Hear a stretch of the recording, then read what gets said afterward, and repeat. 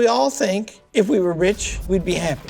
But also we know we might not, and that a lot of people who are rich are not happy.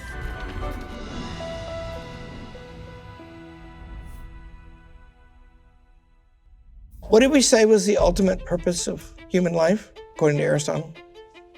Happiness. Happiness. And we haven't quite said what that is. So there's a bunch of claims about what makes happiness.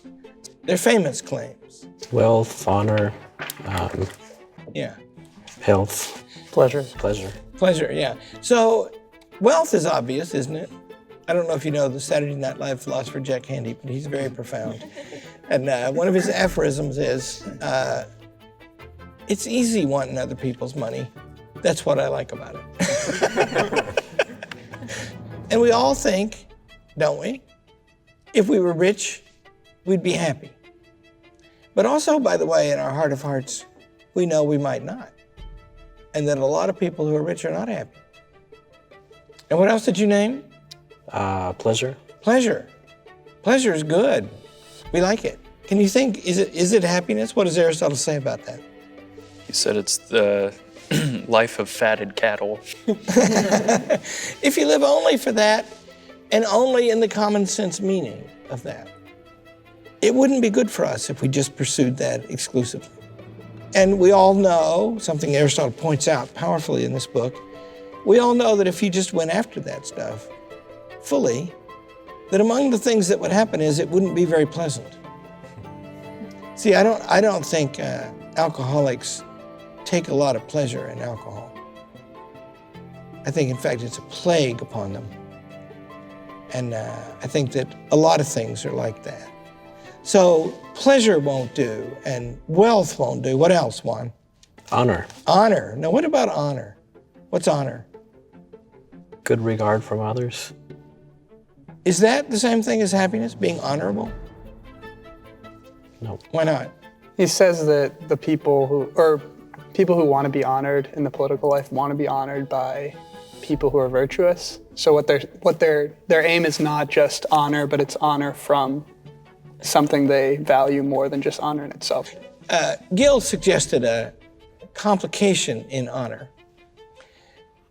There'd always be the temptation to value the honor as much or more than the quality that gives rise to it.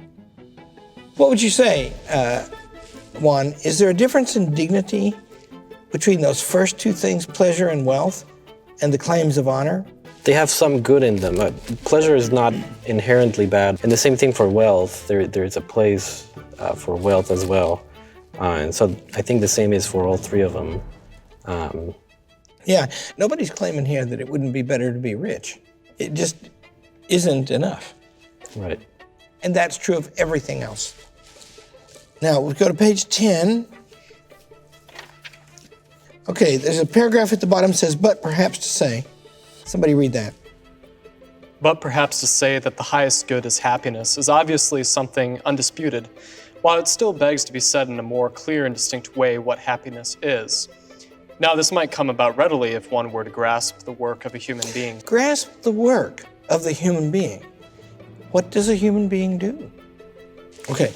But presumably it makes no small difference whether one supposes the highest good to consist in possession or in use, that is, in an actively maintained condition, or in a way of being at work. And what active condition means is you have gone through the process of engraving on your soul the possession of these virtues. And now they are solid in you, and you are manifesting them. They radiate from you. And what being at work means is when the virtues are actually engaged. And so the epitome of a human experience is this active condition or habit of being at work or expressing character when the human being is fully engaged.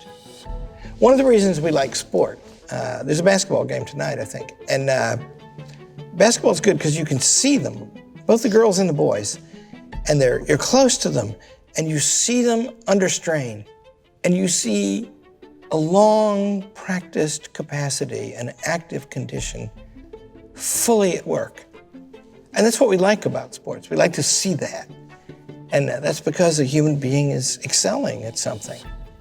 What the human being is made for is those moments when its qualities are fully engaged. Happiness is ultimately an activity of the soul that is excellent in all of the ways that the human being acts, and also all of the ways that the human being thinks. And if you can be good at all of those things, you will certainly have a wide measure of happiness. And to the extent that you're not good in that way, your happiness will be compromised. And Aristotle presents that as just a fact, inescapable. I'm Larry Arnn, president of Hillsdale College. You will find if you look at our online courses that they cover the whole range of human learning, all the high and fundamental things everyone needs to know. They are free because we have always wished to provide sound learning to anyone who wishes to have it.